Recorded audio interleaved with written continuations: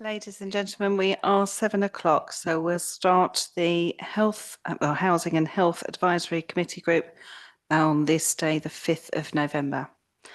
So we'll start with some housekeeping. There are no fire drills planned. If the fire alarm is activated, which is a continuous siren with a flashing red light, please leave the building immediately following the fire exit signs. Apologies for absence.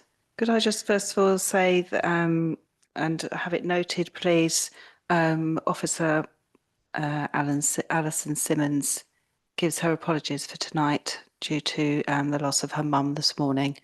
And I know as a committee we'd all like to send our condolences to her. So please would you forward those on to us, to Alison, please. Any other apologies for absence? Councillor Walford, did you have any update on Councillor Edward Windsor? Yeah, I saw him this afternoon. He is struggling with a back problem, I believe, so won't be at advisory committees for the foreseeable until it's sorted, but does have an appointment next week. Thank you. We'll take that as a third-party apology then. So just Councillor John Edward Windsor for apologies.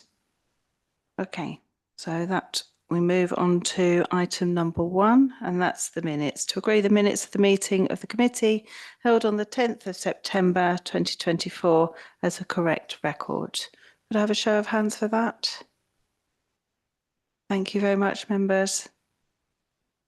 Item number 2, declaration of interest. Any interest already not registered? No. We go to item number 3. Were there any actions from the previous meeting? None, thank you, Chairman. Thank you. Then we move swiftly on then to item number 4, an update from Councillor Perry Cole, portfolio holder. Madam Chairman, thank you. I'm grateful. And before I inform the committee of an update, can I just echo your sentiments at the your opening of this committee in relation to Alison, and I'm sure the committee's thoughts are with her and her family at this time. It barely seems 7 weeks since we were last sitting here, but I do have an update nevertheless, and in no particular order. The Housing Community Hub was held on the 29th of October 2024 and was themed to coincide with the implementation of the new housing allocation policy that was adopted at full council on the 25th of July this year. The event provided customers with advice and guidance about the changes. My congratulations to Stephen Tring and his team, who in the past 9 months have averaged achieving 86 homelessness preventions per month, which has resulted in households either not having to be placed into temporary accommodation or being moved on. The team has been working hard to secure accommodation in the private rented sector and to make offers via the housing register, alongside helping individuals made homeless by family to remain in their home. Our Hero service has branched out and is now delivering an outreach support offer at New Ash Green Village Hall, Westerham Food Bank and West Kingsdown Food Bank Community Cupboard. The Hero team is able to provide advice on benefits, housing, energy, income, debt, training, and employment and well-being. The outreach service complements the 93 customers who are directly supported by the team. Our private sector housing team teamed up with Kent County Council's Household Support Fund and has supported boiler replacements for 6 low-income households to improve energy efficiency. The council has secured a grant allocation of just over £1.4 million under local authority housing fund round 3. The allocation will deliver 9 new affordable homes comprising 6 units of temporary accommodation for the council to use for those households to whom a homelessness duty is owed, and 3 homes for the Afghan resettlement programme. 2 opportunities for the provision of affordable housing that merit further investigation were identified at the LGA conference and are being explored. And on the 15th of October, Sevenoaks District Council and West Kent Housing Association signed a 3-year partnership agreement which outlines how the two organisations will continue to work together to provide homes and neighbourhoods people are proud to live in. As well as reflecting on the 3 years of the previous agreement, looking forward, the new 3-year agreement will focus on working together to prevent homelessness through providing support to sustain existing tenancies and by working to rehouse people quickly, working in partnership to better match available homes to current residents when their needs change so they can move to a more suitable home, and by taking the long-term view, work together in delivering a place-based approach as West Kent invests in their current homes to regenerate neighbourhoods and develop opportunities in partnership to support local communities. And that, Madam Chairman, is my proposed update for this evening. Thank you very much, Councillor Cole. Are you happy to take any questions on your update? Happy to do so. Are there any questions? Oh, Councillor Skinner. Thank you very much.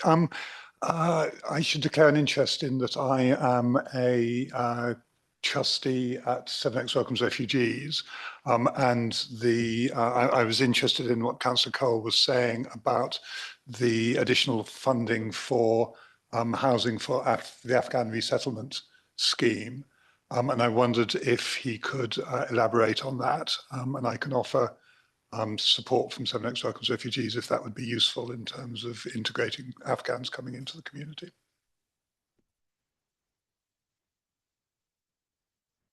For a fuller answer and without complicating or in any way misleading you, I will invite Sarah to answer that. But are you still sort of involved with Sevenoaks Welcomes Refugees, or have you now sort of stepped away? No, I'm a trustee at Sevenoaks Welcomes Refugees. And the reason I ask is that just this afternoon I received a letter from your chair from Sevenoaks Welcomes Refugees, which asked a similar sort of question, and it was quite a lengthy letter, in depth, and it merited quite a lengthy, in-depth response. So whether you would be happy to wait for that letter to come through in the fullness of time, which will be sooner rather than later, or if you'd like an overview answer this evening, I think we're happy to cover either off.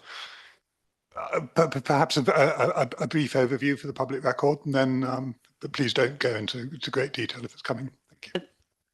Yeah, we all work with Sevenoaks Welcomes Refugees, fantastic organisation. I think since the Syrian refugee scheme, absolutely brilliant. We secured some funding through the Local Authority Housing Fund Round 1. This is not the one that the councillor just referred to, which we did purchase as part of the terms and conditions of the funding. Part of the funding had to be used for Homes for Ukraine households, which we've worked with KCC on, and Sevenoaks Welcomes Refugees. And the other property is a property we acquired in New Ash Green, which is a 4-bed property. And again, we worked with Sevenoaks Welcomes Refugees. The terms of this funding, the LAF 3, the Local Authority Housing Fund 3, the conditions are that 3 of the units have to be for Afghan resettlement. So naturally, we do work as a team with Sevenoaks Welcomes Refugees, and happy to continue that. They're a great organisation. Thank you very much for that. No further questions? Lovely. Thank you, Councillor Cole. Item number 5, referrals from Cabinet or the Audit Committee, if any. Okay, then we move on to item 6, but if members are happy, I'm going to swap item 6 with item 7.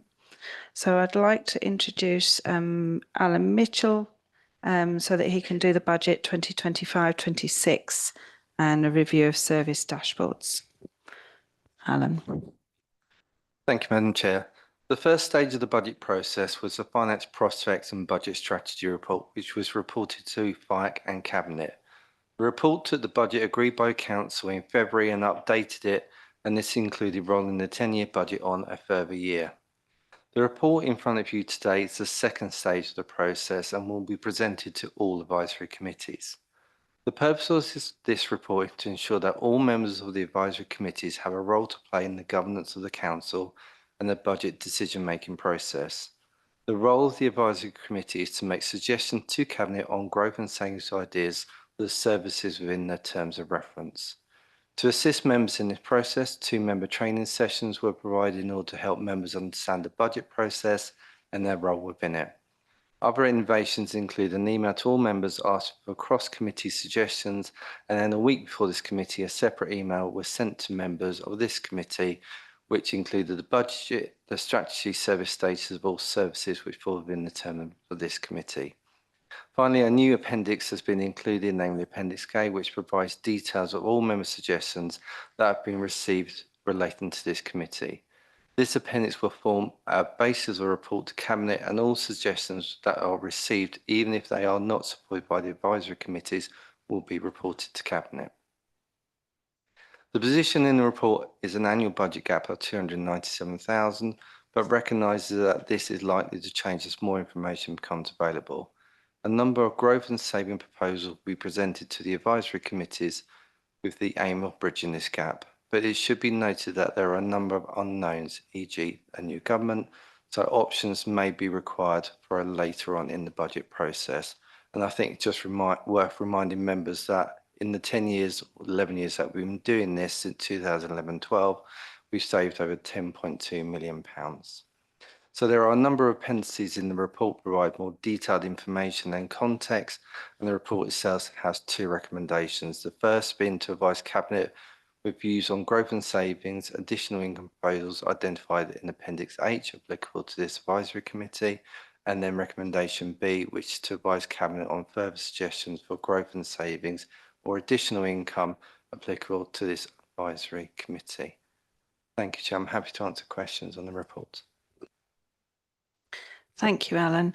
So at this stage, are there any general questions about the report? Councillor Streatfeild. I don't know whether this is going to count as a general or specific question.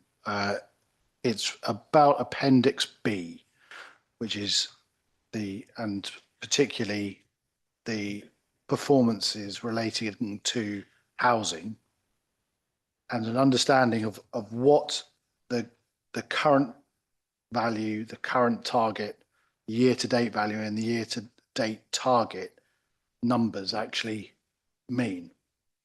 Because I maybe it was covered in the training, which I wasn't able to attend, but I don't understand how we interpret those numbers in relation to, are they, yes, I'll leave it at that. How do we interpret those numbers, please? Alan, can you take that, please? Yeah, sure, I'm happy to. So these KPIs are those that are internally set by the organisation. They fall under the remit of the improving innovation in terms of setting those KPIs. If there are any specific KPIs that you want additional information about, I'm happy to take those away and come back with a more in-depth answer. I'll be quite honest, I'm not 100% on each of these KPIs. They don't fall under my remit. I'm happy to go away and respond to any questions specifically. Okay, thank you. There's no pagination on that appendix, so it's oh yes, there is. So on the left-hand side, Page there's a page 27. reference. Yeah, page 27 and 28 up to, and then last one on page 29. So all the KPIs that are on there, because I don't understand how, if those KPIs are done but in innovation, but we are the housing advisory committee, how we are having the KPI set for us for targets that have a budgetary implication. That doesn't seem like the right way round of doing things.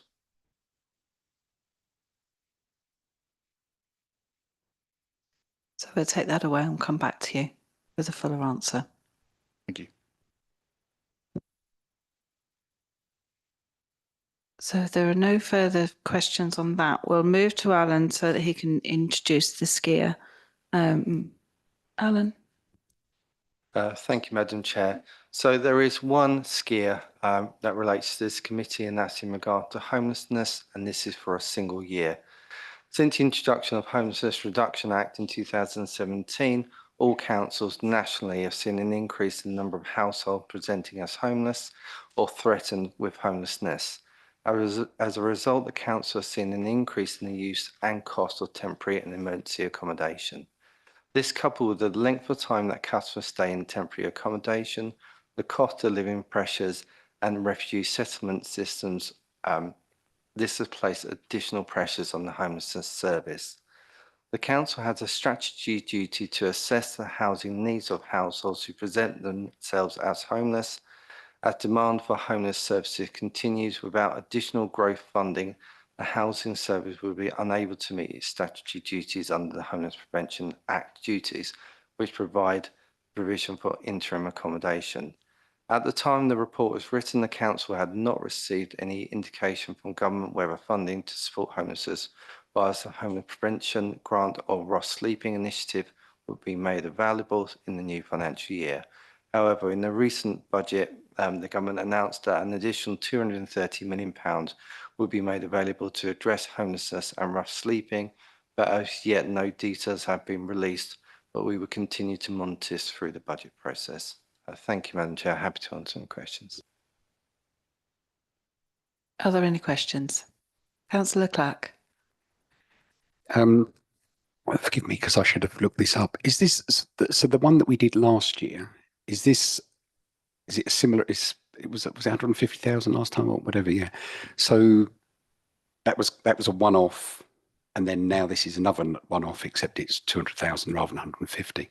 So, but does that mean out of that 280 million or whatever from the government, that might reduce that figure when we know how that's set out?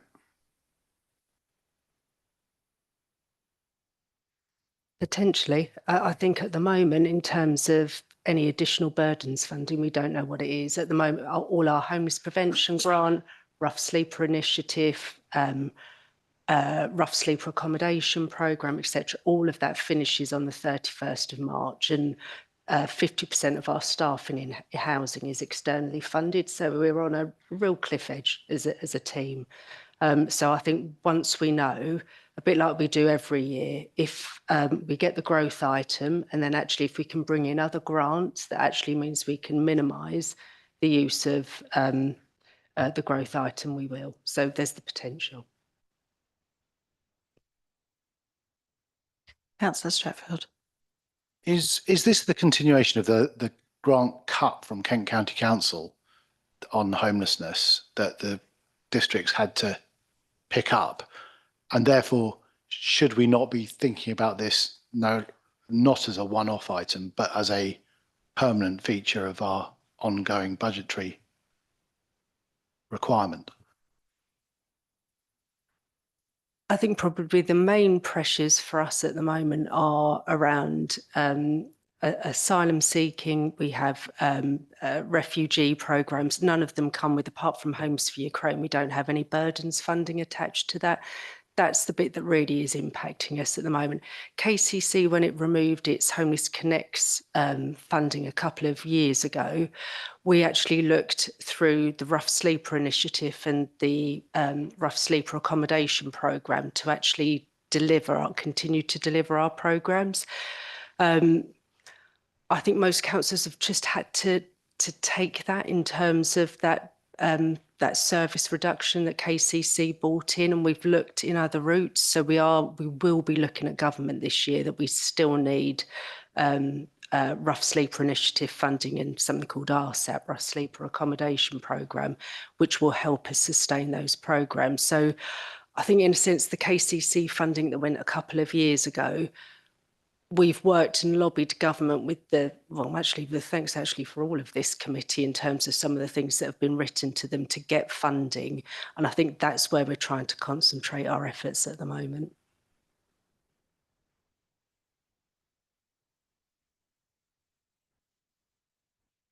Nobody else wants to make a comment? Can we take? Yep, Councillor Skinner. Thank you very much, and thank you for your forbearance. As you realise, I'm not a member of the committee. I was interested in how you arrived at the figure of 200,000. I mean, what's the I couldn't see in the papers the justification for that, and I was interested in the background for that. I have a little calculation in front of me actually that I was looking at earlier. So what we do when I'm looking at my budget, particularly for temporary accommodation every year, we work out, I look at an estimate since the Homeless Reduction Act came in 2018 to see, because every council, their spend has gone up. Because we just have more homelessness approaches now because of the way the legislation works. I then look at an average spend in terms of what we spend on accommodation over the year. I then average out what our homeless benefit, housing benefit reclaim is. So the example that I was using to myself earlier was, say if we spend £1 million on temporary accommodation a year, out of that we will probably get around 350,000 in housing benefit that comes back to us. We also get around 50,000 now through our charging schedule that we have, which is a sort of a basic service charge for anyone in temporary accommodation now. And then the rest is made up. We have 100k in the budget every year, which is there that goes towards temporary accommodation.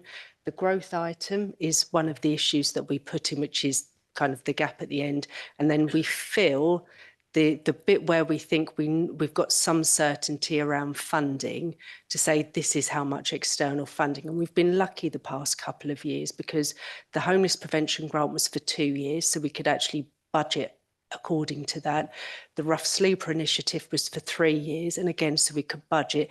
This year it has been much more challenging. So I will say we've taken a punt on from what we've heard through our conversations with MHCLG.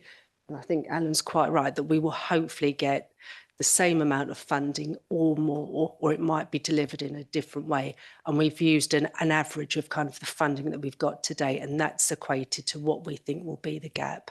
So I'm not saying it's perfect science, but we've kind of based it on an average since 2018.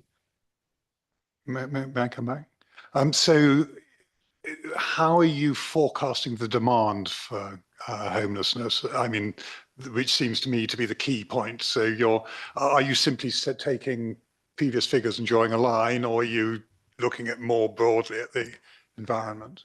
Now, if I can share that's more challenging. So I think we look at an average, we look at the stats that we get through the housing team for general homeless need every month, and we look at sort of what trends come through. Now, I think that the unknowns for us have been, so when the Domestic Abuse Act came in a couple of years ago, actually we just didn't see that would send up our homelessness presentations from outside a district up to, it's one of our highest approaches now for homelessness. We don't get any additional burdens funding for that, and that's really skewed our figures slightly in terms of what we projected. So now we do use an average in terms of what we've seen over the past year and a half. I think we can sort of average generally around things such in terms of general homelessness, but certainly around things such as cost of living. We certainly know we see there are certainly peaks over the year when we see sort of more footfall. The biggest unknown for us at the moment is things like resettlement schemes,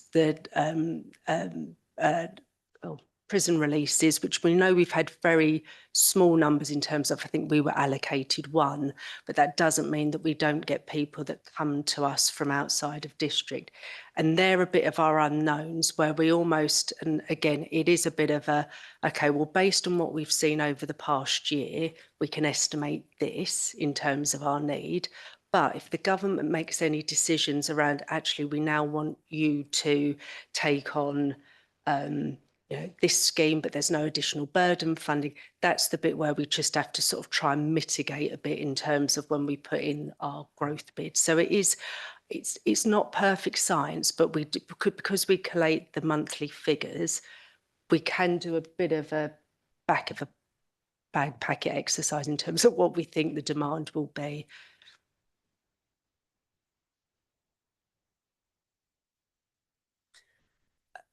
I had a blank there. Sorry, Councillor Scott. Sorry. That's all right. And I've lost my my name thing. I just a query going back to the housing benefit reclaim, and if you don't have the precise figures, I'm very happy to follow up. But I was just wondering, sort of, what percentage of cases are we getting that reclaim on, and could that figure percentage be improved with greater investment, sort of in expansion of the hero team? I'm happy to answer this, Chair. Stephen may want to add to this, but at the moment, most people that will come through in terms of temporary accommodation, we can claim up to 33% in terms of housing benefit. So it just is literally putting through an application in terms of making sure that we can reclaim that benefit, and then it's paid the month after to us. So we can do that for pretty much all of the customers that come through us. And then just following up on that, if that's all right, Chair. So is it sort of as somebody comes through and we're helping them with finding temporary accommodation, that the application is just sort of put in with automatically alongside that application, so that we're getting it for the vast majority of cases? It is, and probably I can feel Alan at the end of this, who he's got a lovely person in his team that comes and chases us every month just to make sure that we are doing all the claims that we need to. So yeah, well, it's something that we know we must get the reclaim back on this.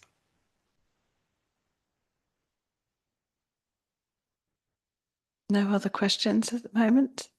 Right, so just on that skier alone, the recommendation is to take that forward as set out in the papers to Cabinet, and so that's Appendix H. Are we all happy with that? Can I have a show of hands for those that are happy? That's unanimous. Thank you very much. So then we pass back over to Alan to introduce any ideas that have been received from members since the publication of those papers. Thank you. Thank you, Madam Chair. So I've received a member suggestion, and if it's acceptable to yourself, I'd like to give an outline to the committee. So this suggestion was received from Councillor Manston regarding homelessness, and the suggestion was to purchase or develop own housing stock for temporary accommodation to save money over a 10-year period. Thank you, Chair. Thank you, Alan. Councillor Manston, would you like to elaborate on your suggestion? Sure, thank you. Yeah, so my concern is the amount that we're spending on temporary accommodation with regards to hotel costs, and from the figures that were sent to us a few days ago, it appears that we're spending in the region of 5.5 million over a 10-year period. And I just would like to explore the opportunity of having our own suite of properties or hostels that we could better provide temporary accommodation from, as opposed to spending out to their parties. Thank you. Sarah, would you like to? Yes, thank you. Thank you, Chair. Thank you, Councillor. I suppose the first thing I would say is we don't use hotels. It was something I think as part of the Homelessness Reduction Act, is that to remove the use of bed and breakfast and hotels. So we work with housing providers that can provide flat, shared accommodation and houses. Not always in the district, which I know has been presented here before, but that constitutes probably around 50% of the stock we use. The other 50% we have at no cost to us. We negotiated with West Kent Housing and Moat a few years ago to actually have access to, I think it's up to about 60 units, possibly more, that we can access for temporary accommodation, and they are in district, and we always make sure that where we can move people around temporary accommodation if they have a need to be within the district.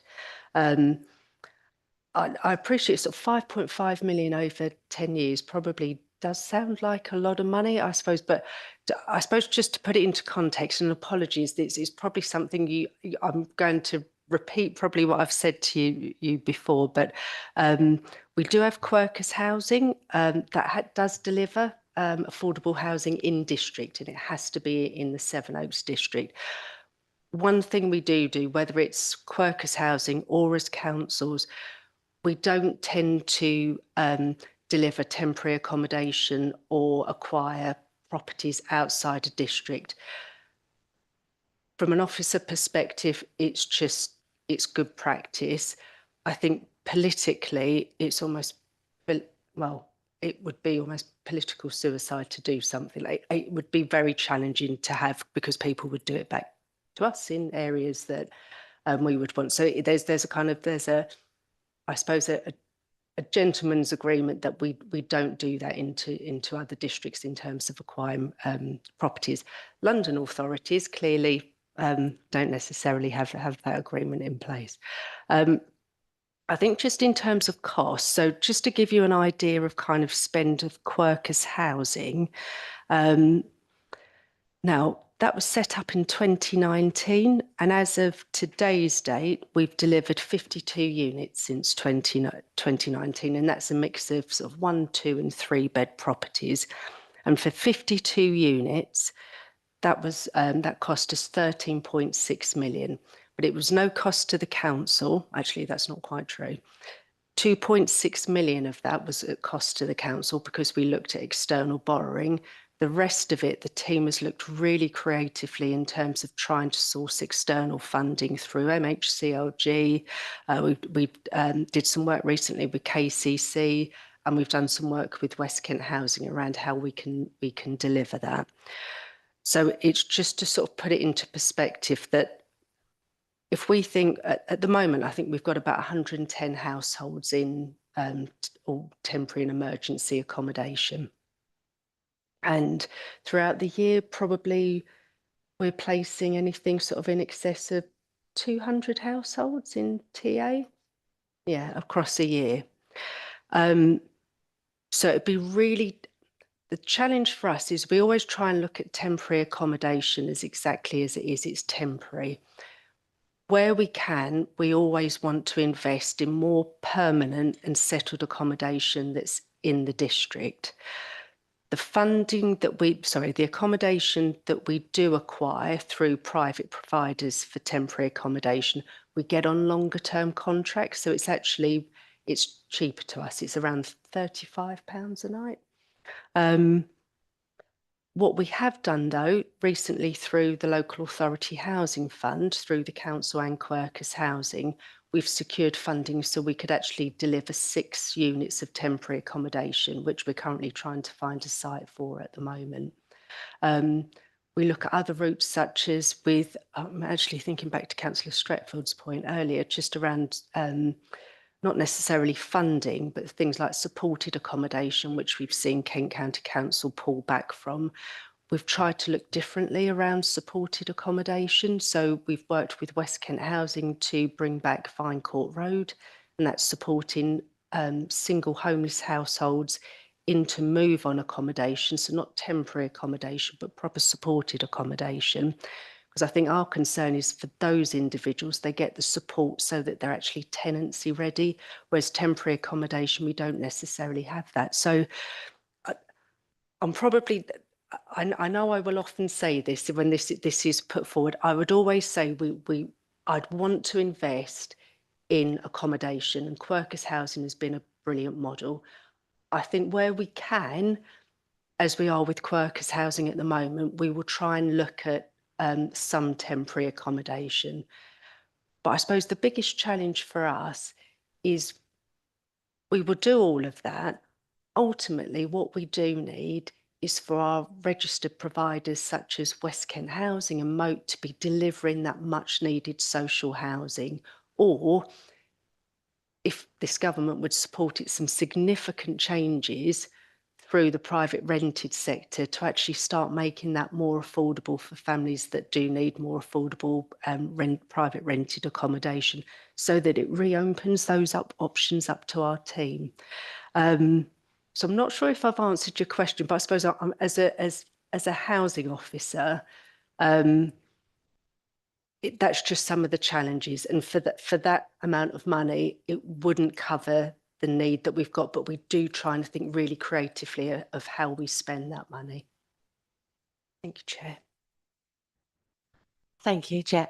Thank you for that. It's really helpful insight. And I can see that we're doing incredible things to support people with temporary housing and to get them into permanent housing.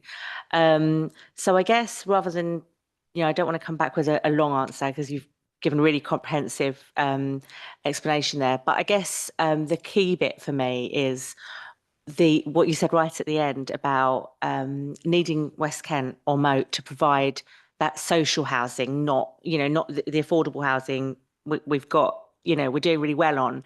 It's the social housing, and that is the part that I'm looking at. And I think that I agree with you. It would be great if they filled that gap, but while they're not filling that gap, is it something that we take the ball by the horns and fill the gap, because actually it's in our financial interests in the long term anyway? And maybe it isn't, but that the best thing to do. But that's the sort of sliver of your answer that I was kind of trying to focus on. Thank you. Thank you. And I think it's been useful to have that debate and that conversation over that costings. Councillor Scott. Thank you. And I'm very appreciative of the very detailed answer that you've given on that. And I do understand the balance of, making sure that any capital is put towards sort of long-term homes. But I do also share some of the concerns about the temporary housing. And I'm particularly interested in what you said about Quercus are looking at potentially providing some units. Will that be coming back to committee? Because I would like to I would like to see more about that, and sort of the costs per unit sort of versus, permanent accommodation, just because, some of the, temporary accommodation, out of area placements are, are so far from ideal. And I would at least like to be able to explore that option of more temporary accommodation, that we have. And it also could address some of the issues that we see with some of the temporary accommodation, things like shared bathrooms, which, are not good for families and things. So is that going to come to committee soon? So the acquisitions for Quercus Housing go through the Quercus Housing Guarantor Board.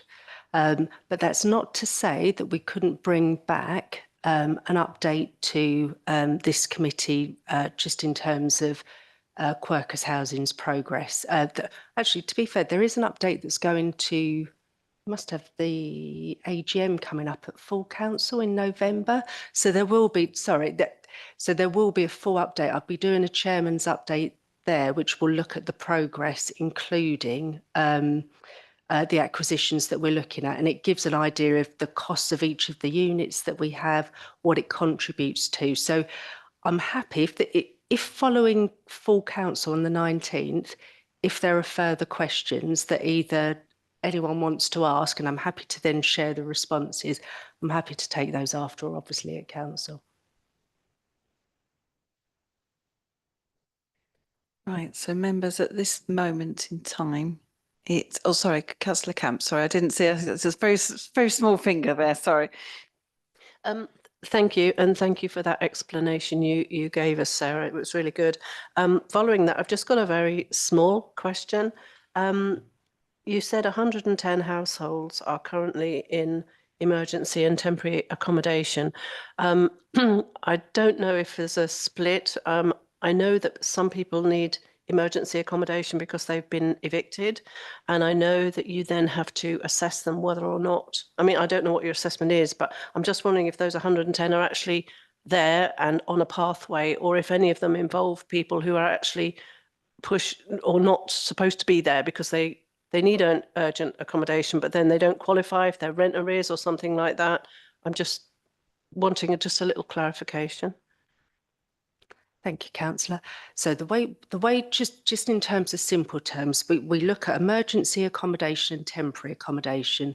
Emergency accommodation is the accommodation that we have to find as a council. So it will be with private providers, and that makes up about 50% of that 110. The rest of them, which is under temporary accommodation, is the properties that are given to us for at no cost to us through West Kent Housing and Moat. So the terms emergency and temporary are purely relate to the type of properties given. Temporary accommodation is generally the ones that are at no cost and provided through West Kent. Emergency is what we're actually having to pay for through private providers.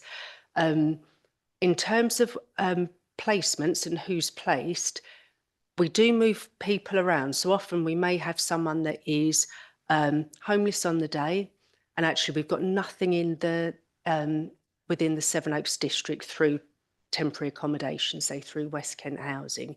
So we may have to place someone in Dartford, but we know that their family has needs that are within Sevenoaks.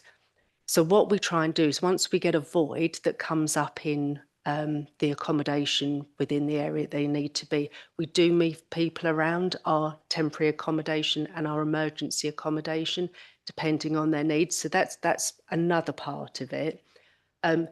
In terms of while we're assessing people, if someone turned up homeless on the day and we accepted that and we said, okay, we'll take your assessment and we will place you into temporary accommodation. They will be placed into, could be temporary, could be emergency accommodation. And then we undertake that assessment to see if we're going to accept their homelessness assessment. And then we sort of work through with them in terms of whether we can prevent their homelessness, actually find somewhere for them to live, or whether we actually accept a housing duty. So there's steps that we take.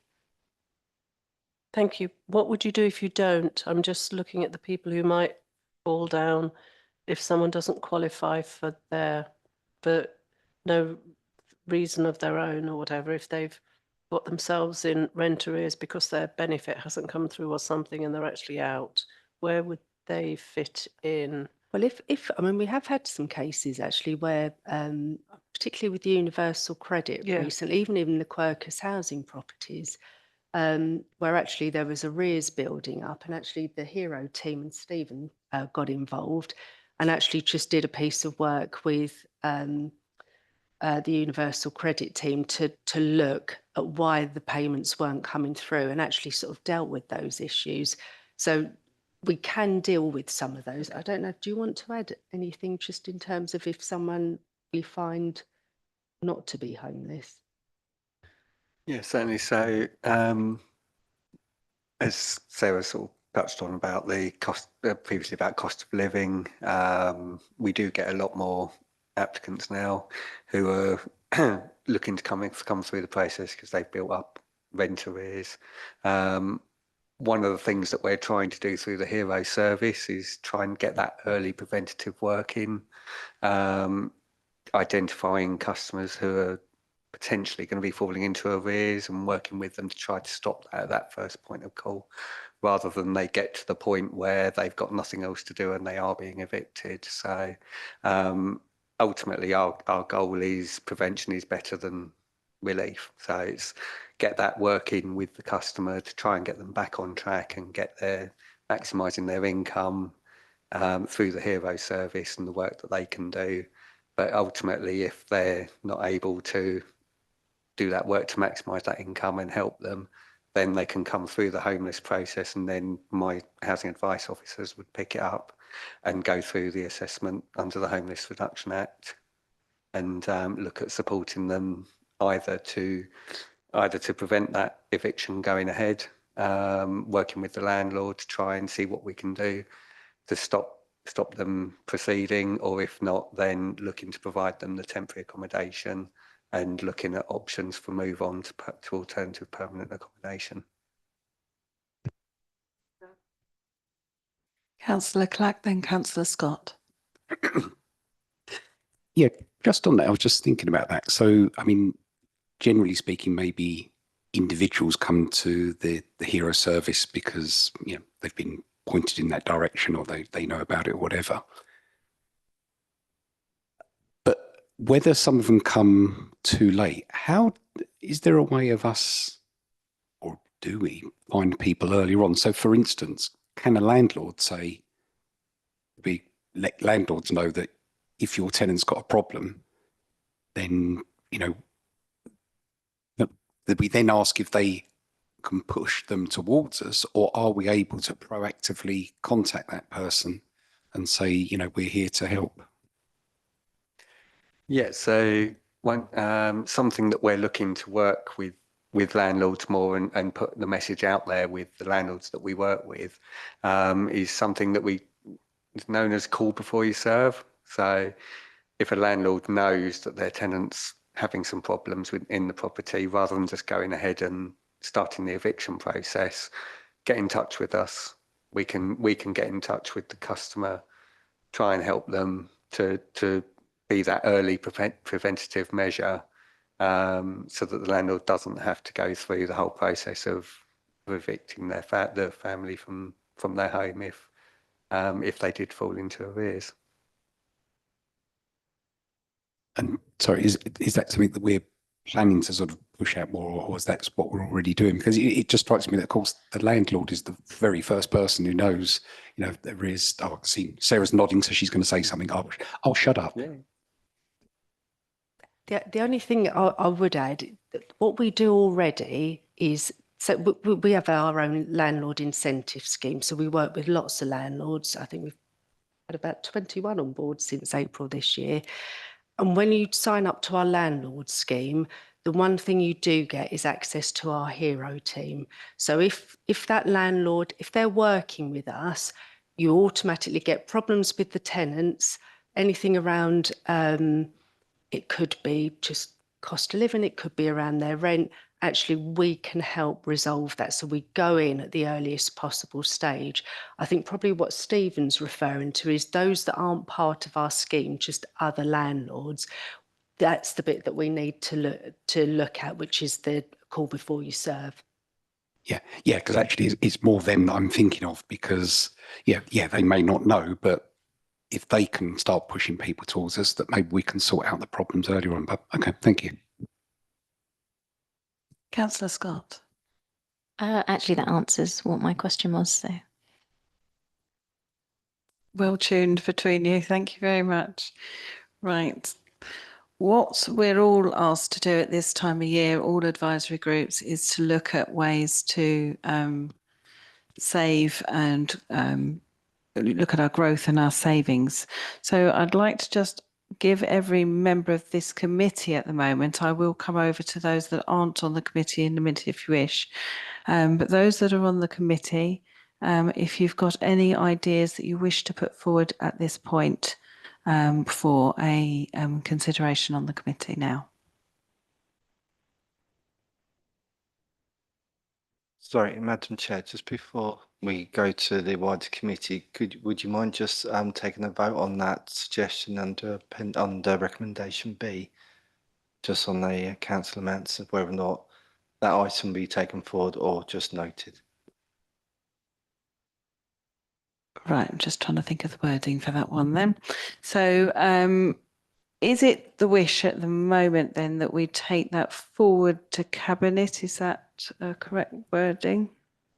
Just recommendation B. So if I just read that one, to advise Cabinet with further suggestions for growth and savings and additional income applicable to this advisory committee.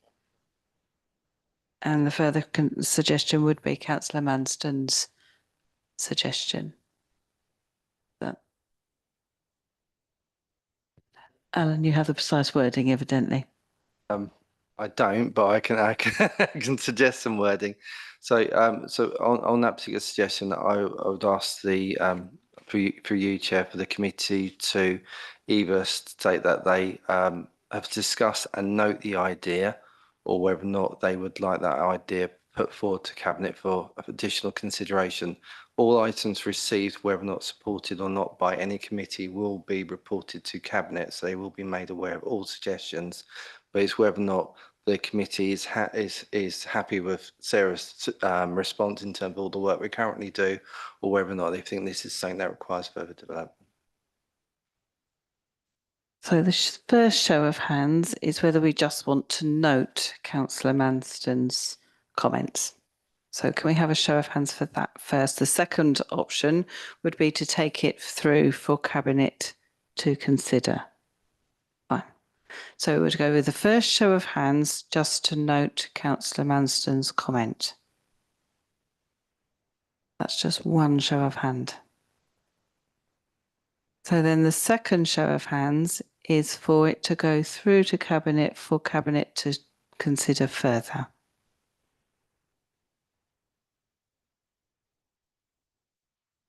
Phil, can you note that one down then, please? Thank you. Right, now we can go back on to any other suggestion from a committee member for any growth or savings. Councillor Stretford. I think this is going to relate much more to the next item. So I might just, but it is important that I think the Cabinet do get, I've got lots and lots of points on the strategy and action plan that would have budgetary implications. So I don't think you want to hear all of those now when we're just about to just have a discussion on the strategy and the action plan on that basis.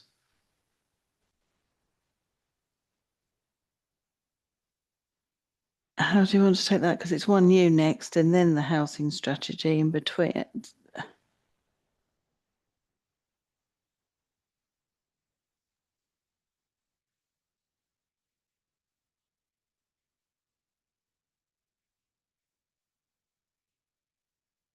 So if there are items that are through skiers as savings, then we'd have to do them now. They're not savings. They're not savings. Okay, so you just want to make comments on that under that item later on. Are they savings or growth? Yeah, they're not presented in a way that is a skier. So that's why I'm hesitating, is because we've got lots of ideas for what should happen with the strategy and action plan that will have budgetary implications along the lines of Councillor Scott and Councillor Manston already suggesting. But I think the appropriate time would be to bring those potentially after we have that discussion and see what comes out of it in order to then take forward to recommend to Cabinet, rather than doing them on a kind of individual basis, because there'll be some agreement and some not. So yeah, we can take in that way. If there are items that come out subsequent in the later item, then I'm happy for Sarah to pass those on to me so that I can then undertake any actions.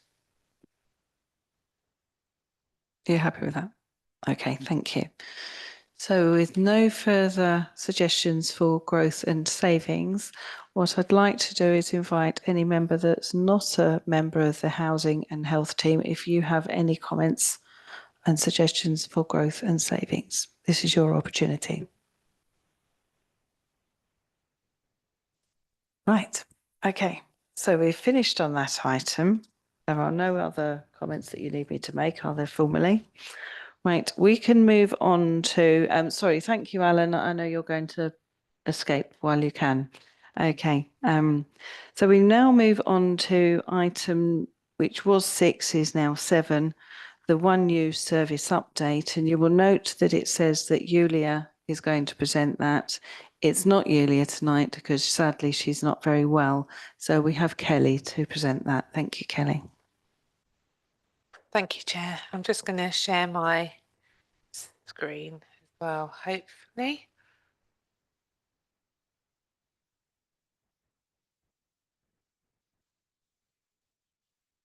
Yeah, perfect. Okay. Okay, so this is an update on the 1U service, and it's commissioned by KCC Public Health, and that's commissioned to every district and borough across Kent. It's a free service for adults, and some of the offering is around 12 weeks of support, residents to make changes to improve their physical well-being, such as eat well, move more and drink less, and reduce vaping. Smoking is done separately in this district by Smoking Sensation. And it supports residents to achievable goals. It follows them on the 12-week weekly sessions, and then follow-up is at 6, 9 and 12 months to check on progress that the client is making and where additional support may be required. One thing I will say that Yulia hasn't touched on is actually the clients that we are seeing are not usually just for health. There's always some other capacity as well and support services. So there's a lot of referral to different services, including housing, mental health services and community safety and other sort of outside local charity organisations. So we're seeing, as we have done, I think, with most of our different departments across the council, more complex cases around this. So it's a very complicated one. It's easy to access through self-referral. We've got the One U Kent website, which is a generic Kent website, but then where you put your details in, it takes you to your local authority. And GP professionals can also refer clients to us. So there's a clear defined path of the customer's journey, which they refer to one of our advisors. The advisor will make arrange a suitable assessment, and that's a top scheme in format to suit most of the customer to triage and the appropriate service for those clients. We offer the range of services such as weight loss, lifestyle interventions, physical activity, sleep patterns, how to reduce stress and improve mental health, also to reduce alcohol and vaping consumption. One U advisors look at a range of key topics around healthy eating and physical activity, tailoring it to our clients, supporting them to set SMART goals relevant to themselves. So each is case dependent. It doesn't follow a process of one case fits all, because as we know, people have different strengths and different abilities. As I mentioned, we can signpost and refer to other agencies to address wider social issues. And we've also been working recently with adult education as well around education around health and well-being to continue on from that 12 weeks and linking with our service as well. And they've also, some of the groups have set up support services after they've left by usually a WhatsApp group as well. It's designed to make long-term lifestyle changes, and it looks at information such as portion control, food labelling, physical activity and nutritional advice. So since there have been a few changes in Kent over the past couple of years, and the adult weight management system that's been developed, our primary cohort is tier 2, and that's with their body mass index between 30 or 40, or at least over 27.5 for ethnic minority groups. However, over last year, we've seen an increase in those with clients with their body mass index of over 40, and are waiting for the service in tier 3, but with the NHS waiting times of over 9 months, we've been able to look at that, and we've developed our advisors to take on that training to be able to give that advice. And this also helps them with clients with the waiting. Sometimes that 9 months can add extra pressure, mental health and stress around to it as well, and sometimes dropout. So if we can get in early and help them, then we can do. We also, on this form BMI, because people get upset with BMI. I get upset with BMI. I'm not going to lie. So also sometimes if someone is quite fit and healthy and does exercise or is muscular, their BMI is quite high, so it can be off-putting some people. So it is spoken about of how it's broken down. Sometimes I see myself in that category. Some just depends on the day, but yeah, it can be a bit misleading sometimes, the BMI. So for the 1st of April 2023 to the end of March 2024, there are 565 referrals made from partners and residents themselves, of which 339, 60% joined the service and were supported by One U advisors. This is an increase of around 20 residents from the previous year. We have seen an increase in some of what we would class our more deprived areas in the Swanley, White Oak and St Mary's ward, as well as the northern parishes in Edenbridge. It's encouraging to see that we are getting to the right cohort and also talk to them around healthy eating. What we have done as well, which we linked into when we got some funding, is some of the Let's Cook programs as well, to discuss about healthy eating and budgeting as well. And also recently we've had our Dartford, Gravesham and Swanley Rurals initiative as well. So that has been a real increase in coming into other projects that we've provided. So we had 339 clients in that year that completed their intervention. And again, you can see 101 group weight management programs. These are the clients that participated, and we did see an increase across the board on all the services that we provided. As mentioned, we saw more clients with complex accessing needs rather than just the one new service. And sometimes some of those dropouts were if they had a complex issue, they may wanted to focus on that first and then come back to the one new service. And we've seen that with quite a few of our projects, that sometimes clients are doing 2 or 3 different programs around themselves, and that can be a bit too much. So we always say that they can come back and they're supported through it. It depends what takes a priority for them as well.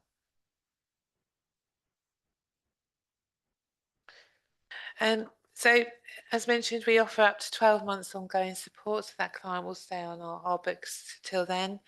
It's been really good, the fact that we managed to get funding for an admin advisor, so we was able to get more clients involved over this previous year as well, because see, the one new advisors not only doing the clients were doing, they were doing all the admin side of it, and we've been able to get funding for someone to be able to triage that, so our advisors can take up more client base and have been able to deliver the YWeight face-to-face and online sessions as well.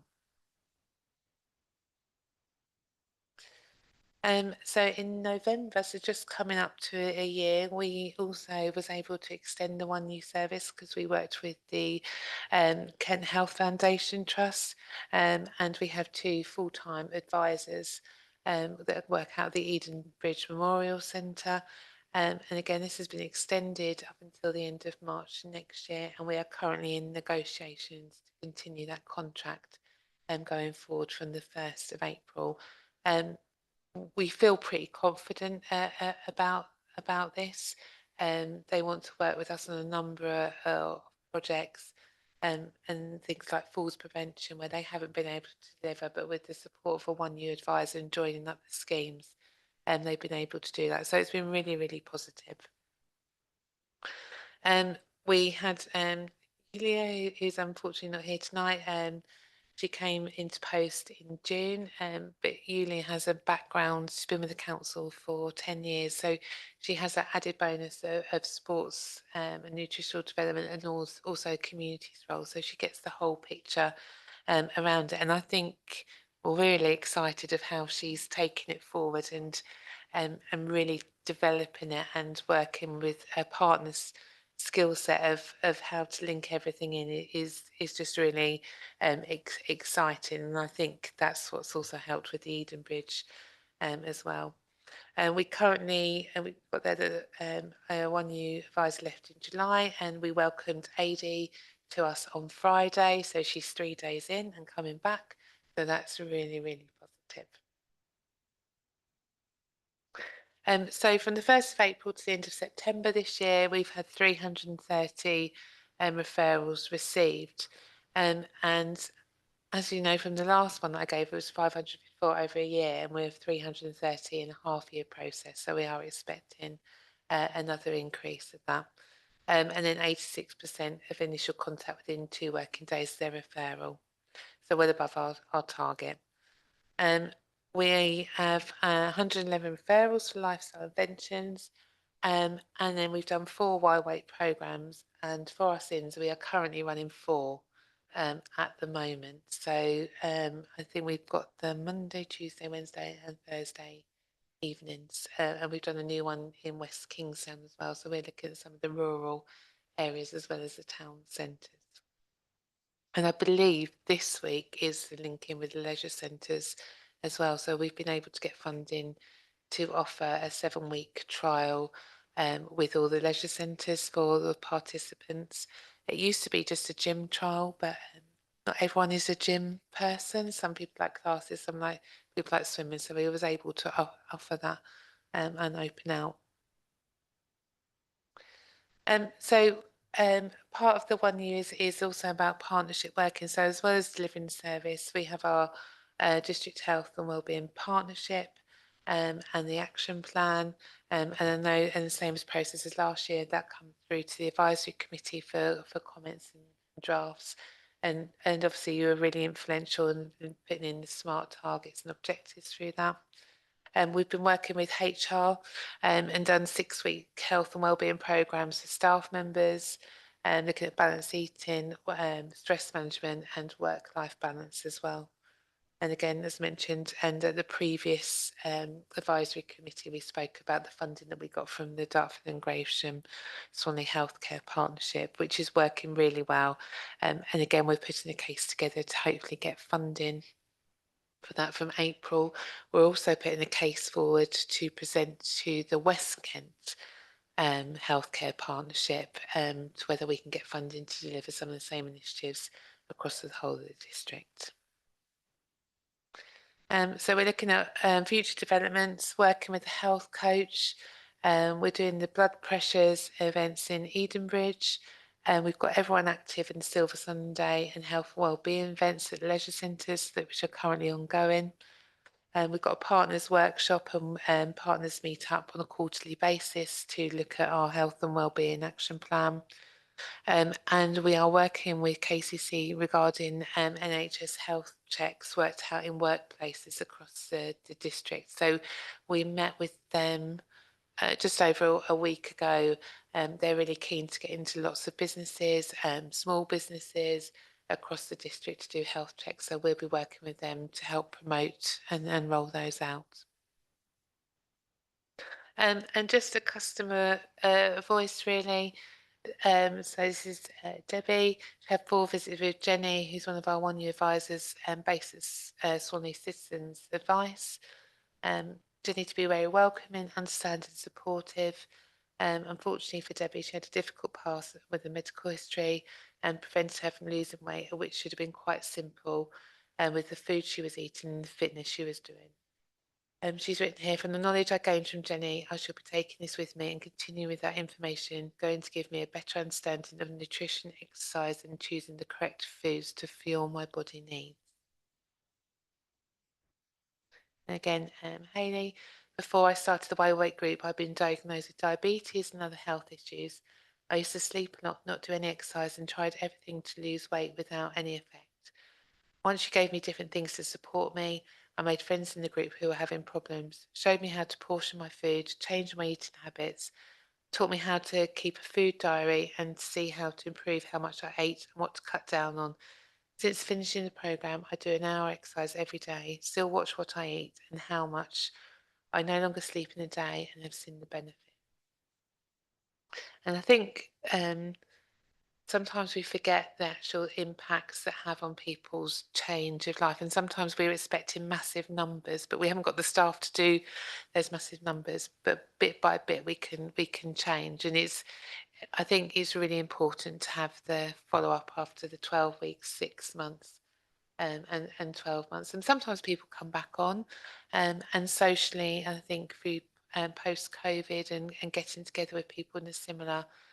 We've also seen an increase in men attending, which has been lovely to see, to try and sort of dismiss any stigma around that. That's it, thank you. Happy to take any questions to pass back to you. No, I will try and answer if I can, but otherwise, yeah, you can do that. No, Kelly, that's a very comprehensive presentation with no questions. So thank you very much. So we are just asked to note the report. Can I have a show of hands for that, please? Thank you very much. So we move on to item number 8, the Housing Strategy Action Plan 2 years on. This is a piece of work that Alison has been very largely involved in, so I know that she's particularly gutted to be missing it today. But we are fortunate to have Stephen Tring, who is going to present the Housing Strategy Action Plan. Thank you, Stephen. Oh, and Sarah as well, sorry. Thank you, Chair. I'll keep it short as if we've got lots of questions around this one. So the Housing Strategy 22 to 27 was adopted back in by full council in July 2022 and is a working document used by the Housing Service and other council colleagues and external partners. The strategy contains an action plan detailing how we will deliver our priorities. It has 4 themes. And in this, the covering report sections 5 to 8 set out some of the challenges facing the service, alongside section 9, which sets out some of our successes. I raised this earlier, but it should be noticed that the council is in its last year of funding, notably around the homelessness prevention grant and our other bids to Rough Sleeper Initiative and Rough Sleeper Accommodation Programme. These funding streams have significantly contributed to our staffing costs, temporary and supported accommodation, landlord incentives, homelessness prevention and community support. The recommendation to the committee is to receive and note the report. Thank you.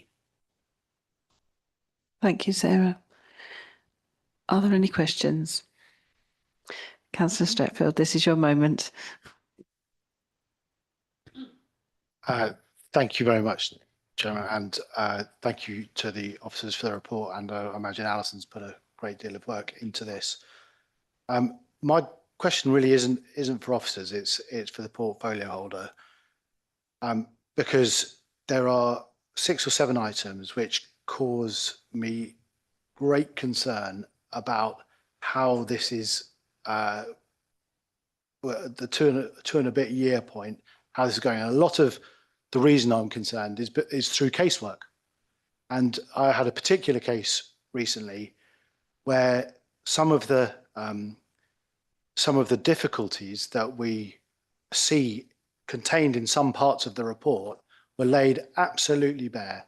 A kind of a large 3-bed or 4-bed house not being available for over 4 years, and the numbers of placements of those type of houses over the course of the last 2 years being in the single figures, so a total of 6, and mainly off the A list and 1 off the B list.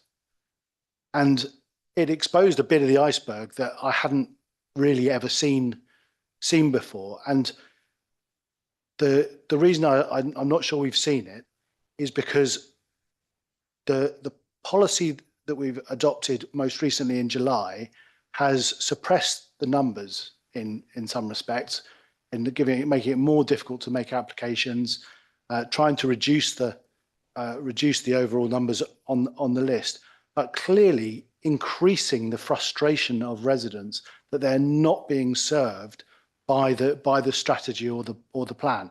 We've heard a little bit of it today in the kind of council's desire to get more housing, more affordable and social housing, that the kind of the thousands of inquiries are being answered by only hundreds of, if the performance reports are right from the financial bit, only hundreds of designations, and only tens of houses being actually acquired or built that can be used to house these applications.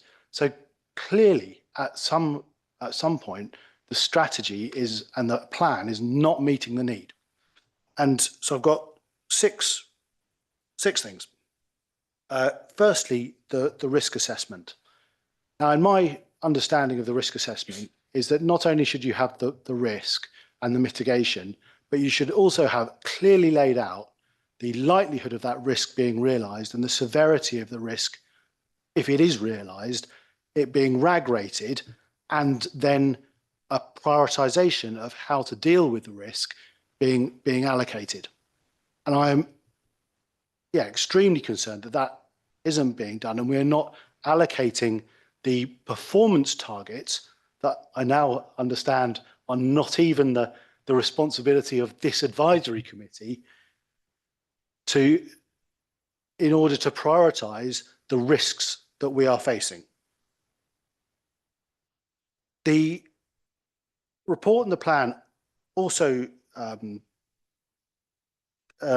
says that we've had a rolling rural Section 106 needs survey, and that there will be, and that is coming to the end of its five-year cycle. But nowhere in the plan is there the number of houses that have come out of that housing need, and then the plan to be able to fulfill it. So all of our rural communities, and the one I particularly represent, and I know that there has been a housing needs survey done both in Chillingston and in Penshurst and Fordcombe, and I know how that's going to be fulfilled. But nowhere else in the report is there any indication of how all the rest of those needs are going to be fulfilled in the plan. And I think most importantly in that regard, with housing need, is the government's new targets for Sevenoaks. And I know this is going to come through in the emerging local plan. And I see in this document, there's hardly any crossover between the housing strategy and the emerging local plan. So that's my third thing, and third concern, is that there are some references to Regulation 18 and 19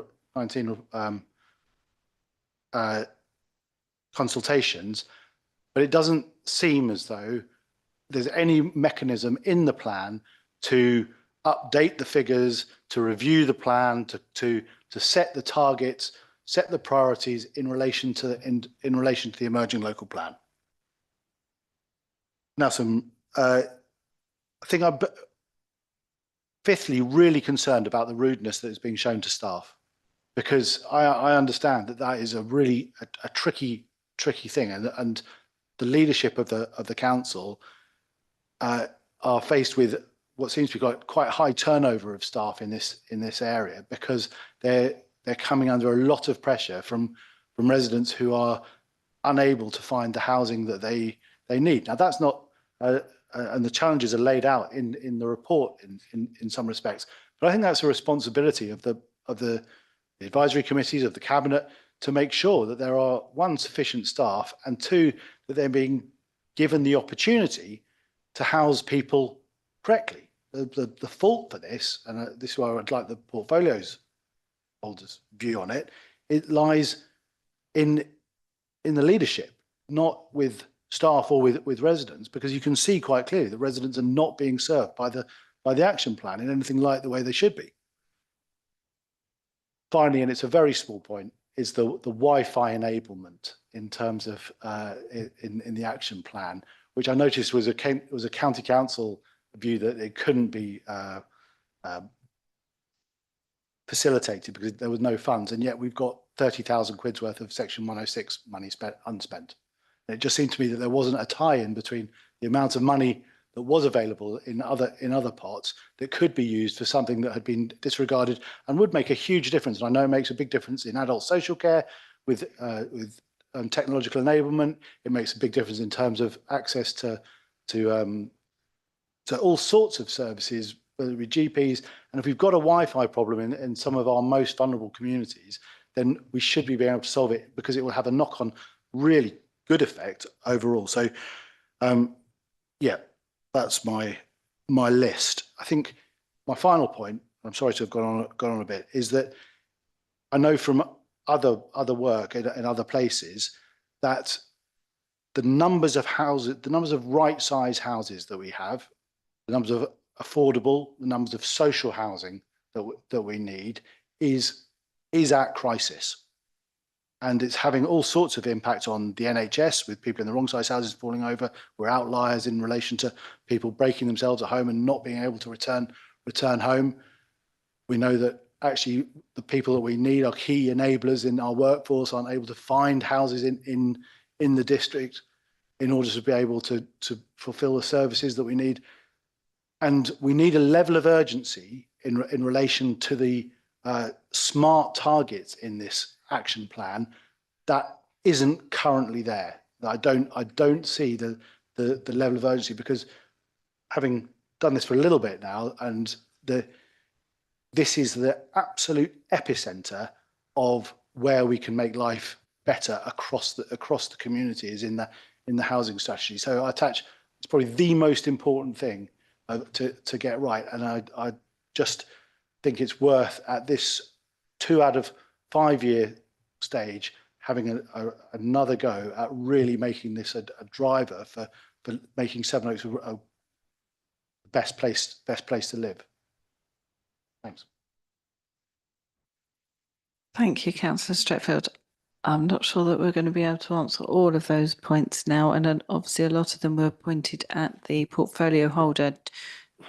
Councillor Cole, do you want to go back to Councillor Stretfield now, or would you like to take those points on board and reply at a later stage? I think because of the depth of the questioning, and Councillor Stretfield has put a lot of thought into this, I think it deserves a proper response. I would, however, caveat that by mentioning paragraph 1, introduction and background, the complexity and significance of the national housing crisis. This is not, and I say this again, this is not a unique problem to Sevenoaks. We have unique problems in the cost of the land and the viability of providing affordable accommodation. But it is clear, and looking at the number of presentations and fringe group meetings that were set up at the Local Government Association conference just a few weeks ago, this is not peculiar to Sevenoaks. Could we do better? Possibly. Have we done as well as we could have done? Possibly. Are we in a far better position than many other local authorities in this country? Undoubtedly so. So I thank Councillor Stretfield. We are aware of the difficulties. We are working towards solutions, but these solutions, like houses, do not just occur overnight. They take sometimes many months and years to bring to fruition. But I thank him for the questions, and together with the team, we will answer those fully. Thank you. Thank you. Very much appreciate you taking the time to reply in full. Thank you. If there are no other, oh, sorry, there were questions. I looked down, I looked up, and there they were. Right. Councillor Gustard, would you like to make your comment first? Thank you, Chair. So obviously we're all aware that housing is a crisis nationally, and we have very specific problems here in Sevenoaks, as we've heard, and we've already discussed at length tonight. And as I'm looking at the strategy paper, and from lots of, over the last 18 months, the conversations we've had here in this room around affordable housing, it just strikes me that what's missing from this paper is actually a real focus on the social housing, which seems to be causing us so much problems, and just grouping it together under affordable housing. Maybe we need to think about it separately. And I'd love to see affordable housing and social housing strategically separated, because they're two very different problems with two very different solutions. I know often we're currently working on our local plan, and we're told that the local plan will deliver the affordable homes that the district needs, but can we be certain it will deliver the social homes? Are private developers going to be responsible or accountable for delivering those? The evidence would suggest possibly not, and we may have to review other routes. We also know the local plan's now been delayed by another year. So should we be taking some time to look at social housing? I'd be really interested to know that what conversations are being had with our housing association partners. I remember our very first housing meeting here, they did come and present to us, and we haven't seen them since, but the message there was quite clear that they need support. It is very difficult for them to build the houses that we need because of all the reasons identified. But yeah, I'd really like to put that forward to the committee, that is something that we should be looking at. Thank you.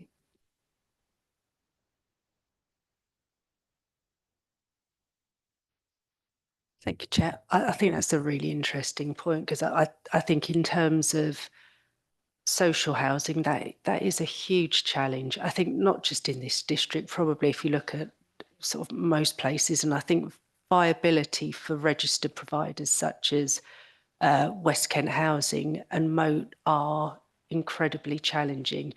And the only reason why I wanted to give a response was, I think, I mean, I can't speak for everyone here, but the challenge we have in terms of numbers on our housing register, people that are trying to access social housing, the private rented sector, where local housing allowance hasn't changed, is just causing so many barriers to us. And we do everything that we can in terms of supporting households that come through. It is just finding those homes.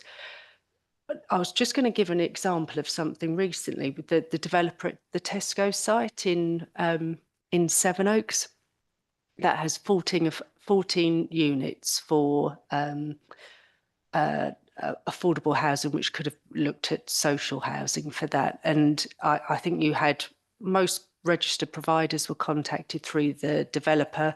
We obviously, in our role as a housing strategy and enabling team, you've got the lovely Liz Crockford that works with us. We'll sort of push forward to developers, registered providers that we would recommend that they work with, but obviously that can extend. And I think in the end, it ended up with West Kent Housing and Moat that looked at those 14 units. And both of them had a viability issue in terms of delivering those units on site, mainly because they just weren't getting enough funding through government that would help support that delivery. We actually came in and through the local authority housing fund that I mentioned earlier around temporary accommodation, we worked with them to see actually if we could help fill the gap just to enable that to happen. And we have to be mindful because we can only spend so much due to the grant conditions. But I think in the case of Moat, I think they were missing a gap of around 150,000 and it was slightly more for West Kent. And even with that offer of trying to help enable, they still couldn't get the external funding they needed to get that on site. And what really is, I think, hard for us is we've now had to accept a Section 106 contribution on that site because it just can't get delivered. So I completely support where you're coming from. I think you probably talk to anyone in the housing team, is that we do want to see more social housing. I think the bit that we're trying to think about at the moment is actually, I know more funding has come through for the Affordable Homes Programme through Homes England, but actually our registered providers are really struggling to deliver, I think, just around in terms of getting that viability. Is there more that we can do in terms of trying to unlock that funding through government that helps that to happen? I think that's me with my housing, standing on my housing soapbox. I think the other thing, and I will always say this, and this is with my just being an officer, is we've got to support the local plan. But I think you're right, there's that mechanism in terms of our registered providers do need that support, and it's how that is provided. We will do all we can to enable, and we have, but it is trying to look at what we can now take to government as well in terms of trying to sort of sustain that within our district. I hope that's helpful. Thank you, Sarah.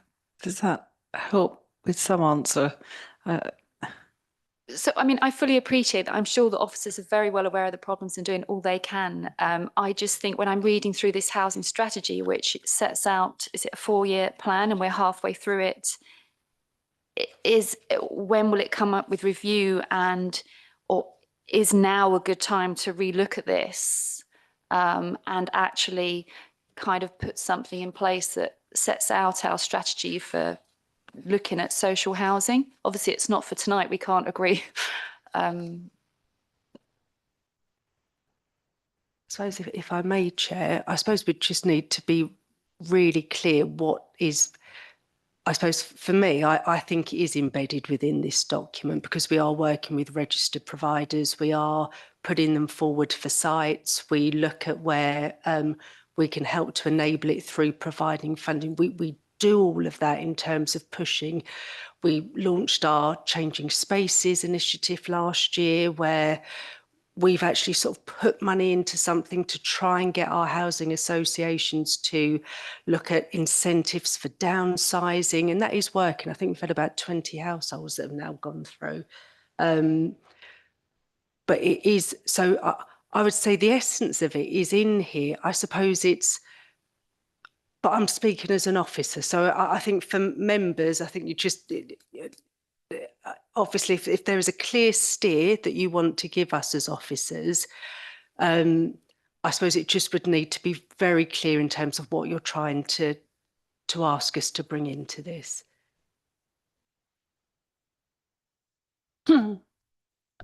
No, I'm going over to Councillor Darrington first because she had her hand up, but then I will come back to you, Councillor Camp. Thank you, Chair. It's just a few simple questions, I hope. First of all, on page 66, Stangrove Estate is not in Swanley, it's in Edenbridge. That's just the first thing that's to mind. The other the thing that I was looking at is empty homes. I noticed that 15 have been brought back into use already, but on what basis? And how many more empty homes are there in the Sevenoaks district? Do we know? I don't know straight off. I'm sure I can find a figure, and there is an update coming to January's hack in terms of our empty home strategy, and it will give all the information. But if you need that information beforehand, we can provide that. Yes, I just wondered under what capacity they've been brought back, whether they'd been let out as affordable homes or whether they have been sold or whether we've taken them on or who has actually taken them on and how are they being used. We can get that information. Okay. Thanks very much indeed. We will come back to you with that. Councillor Camp. Sorry. Thank you very much. I've got my own question, but I would actually like to come back on this where you were talking about, excuse me, the strategy to try and put something in place, because I think social housing is hugely important. And time and again, we're seeing big developments fail. They're failing to provide for whatever reason, and there's a contribution. And so we don't end up with the units of accommodation. So I think we need to have a strategy, and that's going to continue, because we have that problem. We see it time and again. So I think we need to have something in place that has a different route, potentially, that we look at sites just for social housing. So the Sevenoaks district must have some sites to actually actively work, maybe look at some sites that can be earmarked for this, that are owned by the district council, or even a few landowners in rural areas that can actually do this. So we have a separate strategy for this social housing. I think that's really important so that it doesn't keep getting knocked off the table. Because when it's in a mixed use development, affordable housing is an umbrella, as my colleague said, and it covers all sorts of things. But what we need to focus on is social housing. And affordable rent, because we've got essential workers, then they don't get anywhere on the housing list at all. So, and they need somewhere. We need them in the district. We're failing them. So we really need to have some kind of strategy for that. That's my point there. Thank you, Councillor. I suppose my response to that, probably in 3 parts, would be, I think if you're looking at getting affordable with social housing onto a site, that would be through planning policy. You would need to be able to change planning policy, because at the moment it will be a sort of a 40% contribution to 40% allocation of affordable housing on a site. We can't do that through the housing team. That is a change to planning policy. So it can certainly be something that this committee recommends that is maybe presented to Development and Conservation Advisory Committee, but it would have to be a recommendation that comes through from here to that committee to consider that, because it wouldn't be part of our policy. That's a planning policy to do that percentage. The other thing, just in terms of working with housing associations, we do that in terms of, so when we looked at Bevan Place originally, that was a project, actually I think Perry mentioned it, sorry, Councillor Cole mentioned it earlier. We signed a 3-year agreement with West Kent Housing Association. It's a strategic agreement. So whenever we look at developing sites which are of joint interest to us, so Bevan Place was one, we will look at sites where actually we can see how we can get more delivery of, and we do look at social housing on those sites. So we always try and think about actually by bringing our sites together where you can get that deliverability. So that isn't lost within sort of joint projects that we look at.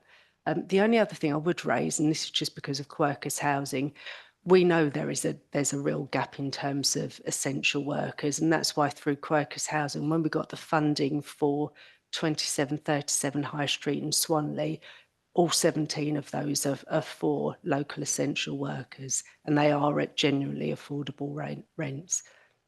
And I can give some lovely case stories around those. Sorry, I really can. Yeah, we just need more of them. we do. It's a separate thing. I totally. Yeah. I had a separate question when I initially put my hand up, and I wanted to ask about the Changing Spaces scheme and just understand it a little bit better, because there must be, we must have many social housing that are actually underused. I mean, I can off the top of my head think of 6 or 7. And so really my question is, these housing providers of social housing, do they regularly conduct any kind of audits to see if they've got one person or just a couple living in a family home and the family have gone? Obviously their need for that family home has gone because they're on their own. I know we need to build more units that they can move into, but irrespective of that, they're in a family home. So I'm just wondering if there's any audits that are regularly done that actually, I don't want to use the word, it's a mandate that they should be looking to move, because at the moment it seems to me a bit voluntary. They come forward and they're talking about downsizing. Well, I kind of think, well, there's a lot of people who just sit there and they won't downsize. So I'm sort of thinking, okay, we've got social housing stock, but in the nicest possible way, is it being managed properly if they've got people in the family homes who no longer need those family homes? And we've got so many people, families on the list that could benefit from those houses. So to my mind, we've got a little bit of a solution that would make some help if it was sort of managed. Yeah, I mean, I think that's why we've started that conversation with our registered providers. And it is, at the moment, it's a downsizing project, and you're absolutely right. It provides incentives to say, actually, if you are living in a 3-bed property, registered providers have, I suppose, there is no, legal requirement in terms of being able to say you have to downsize, particularly as some people still have, God, you don't get them anymore, but sort of more lifetime tenancies. So you will have people that are under occupying, absolutely. So I think that's why we are trying to see where we can getting people, where people generally get interested if they're downsizing from an older property to something that's more relatively new, that has been built by a registered provider, then we seem to get that real buy-in. I don't know if they necessarily call them audits. They do look at their stock because they have to do things like stock condition surveys, and often as part of that, I know when I used to look after housing stock at another authority, they used to happen every 4 years, and as part of that, you'd then do a bit of an audit in terms of sort of who's in your stock. But I'm happy to take that away and just actually find out what consistently happens across each authority, because I do agree, it's definitely an area that we have opened that conversation with our registered providers. We're working with them. If we can do more to help them unlock stock, absolutely, we'd like to try that. Thank you. I'm just wondering if there is, you said a legal requirement. No, there isn't, but is there a requirement that once they no longer have the need for that social 3-bed house, is there not some requirement somewhere that says really you should relinquish that? Because there's a lot of people sitting on 3 bedrooms at one person. Yeah, and I think it's always been seen that even if it's a social home, it is someone's home, and so I think that's difficult.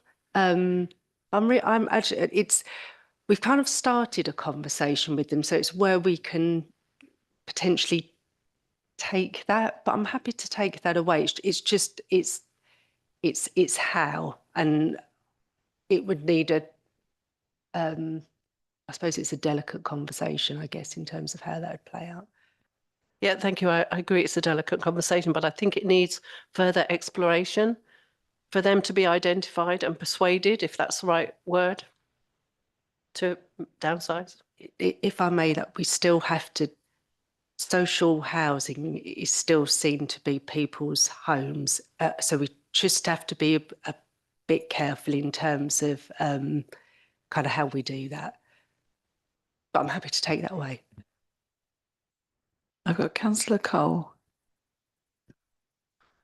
Thank you, Chair. Just wanted to support what Councillor Camp and Sarah has said, really. It is a delicate sort of ground upon which we could find ourselves embroiled. It is somebody's home. And although there's a lot of merit in what Councillor Camp has suggested, I certainly want to see us go back to the days where 2 adults and their teenage son or daughter in a 2-bedroom property would then be obliged to leave that property because on the stroke of midnight, as the teenager becomes 18, they then technically make that house not suitable for that 2-bedroom property, and then that couple could be moved, and the teenager could, if they can't move with the family, end up sofa surfing. So, in principle, the utopian view of what Councillor Camp is suggesting is carries a lot of merit, and I think is worthy of further discussion and investigation. But it does, unfortunately, as you feel that you've closed one particular problem, another 1 or 2 pop up around you, and sometimes they may be more difficult to solve than the original problem that you're looking at. But I'm grateful for the contribution from Councillor Camp.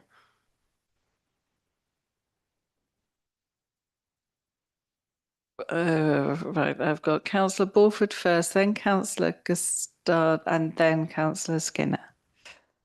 Thank you, Chair. I just wanted to clarify, is it possible once you've done the investigation, Sarah, for that specific point to come back to this advisory committee with an update? I assume it's a no-brainer, but yeah, thank you.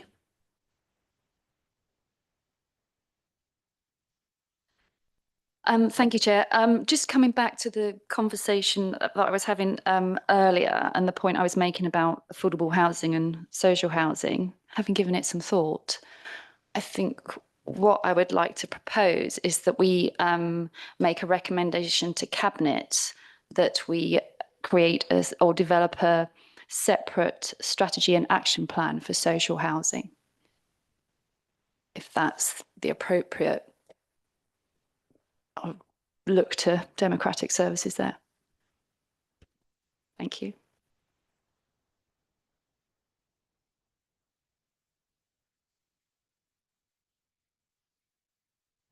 In short, sorry, yes, that is something that this committee could recommend on this basis. It's Councillor Perry Cole here does sit on the Cabinet as well, so he can take that comment and present it to Cabinet. I'm sure he can discuss it with the portfolio holder and look into formalising the process. So have we formally got to take that forward, or can Councillor Cole take it informally forward?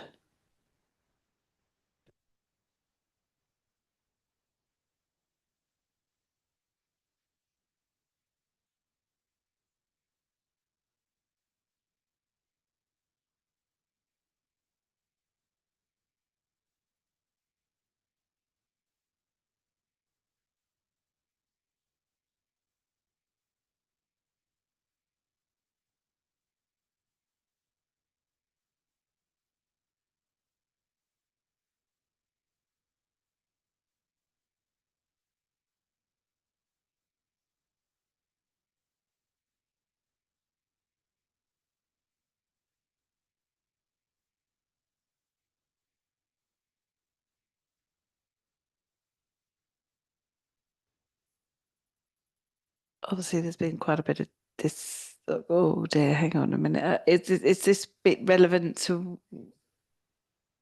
It was a question on this relevant to what we've just been asked discussing? to do. Right, Yes. okay, good. Yeah. So no, it was just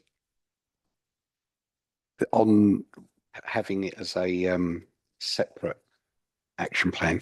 Can you just remind me what you said a bit earlier on, Sarah? Because it sounded like you said it was already covered, but I just wanted to just check, or you were saying it wasn't covered. So it is in the action plan. So when we refer to affordable housing in here and the work we do with registered providers and things like changing spaces, we do make reference to it. So it is in my when I look at this, I think, yeah, this includes all the work we do with our registered providers around social housing.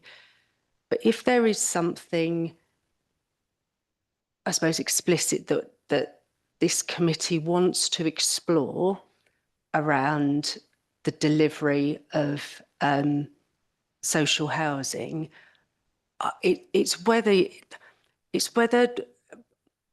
by making a recommendation to Cabinet, is the recommendation around a cross-party working group that maybe just looks at the delivery of social housing and how that can be enabled, because then that takes it outside not just housing, but then it includes the point I made around planning policy, where then you get a better conversation, because I think you're going to be really limited through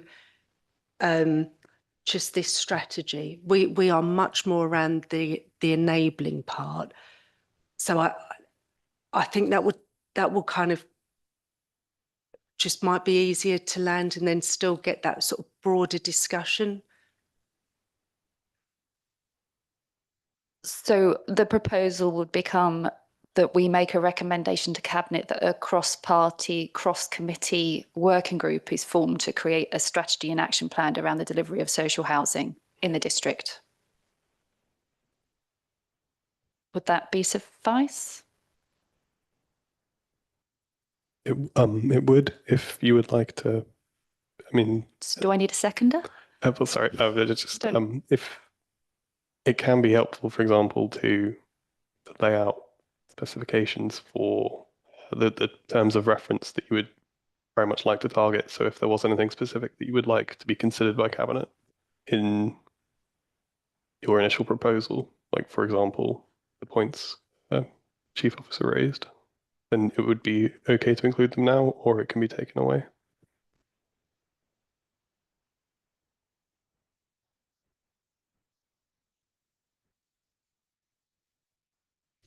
So we're actually asking for Cabinet to consider having a cross-party working group. That's the recommendation. Yes. So Okay. cross-party, cross-committee to include planning, development, I suppose, and enablement. Councillor Clark.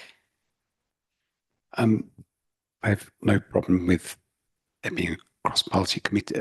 Cross-party, cross-committee.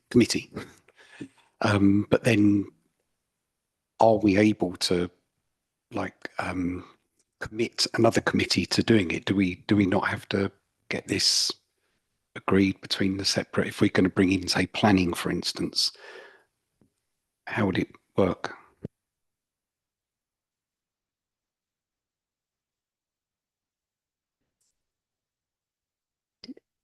If it's all right to speak. So this is only my view. Phil may have another view. Is that if it's presented to Cabinet, they can make a decision of what that mechanism then looks like. It could be, so your options could be, and I'm thinking off the top of my head, where either it's agreed that it could be something which is cross-party, cross-committee, but then it's how does that sit and is it serviced? Or they could look at, we've seen recently, and my next report is around the scrutiny working group.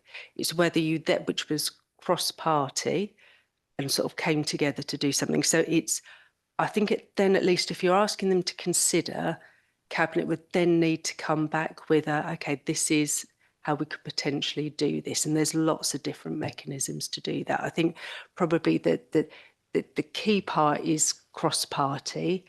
And maybe there's something in there just around that brings in housing, planning policy and improvement and innovation. So it maybe touches upon kind of those areas.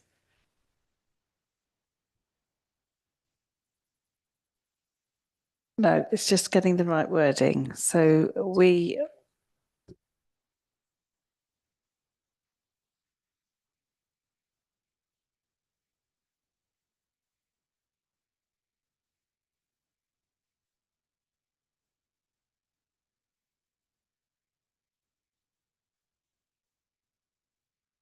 Okay, so we can have a committee, a working group that involves other committees. That's part of the constitution that allows that.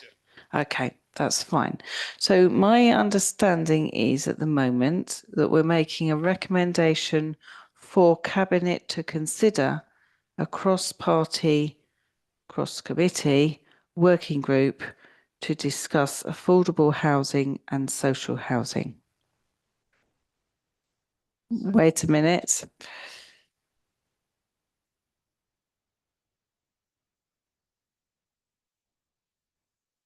So rather than emphasizing the cross-committee nature of it, I think it would probably be more important to emphasize that the working group reports back specifically to the Housing and Health Advisory Committee to then feed back into Cabinet. I think if you would like it to report to multiple advisory committees, that can be established if you want to formalize it as a cross-committee, cross-party. But if you want it to feed into Housing and Health and then back to Cabinet.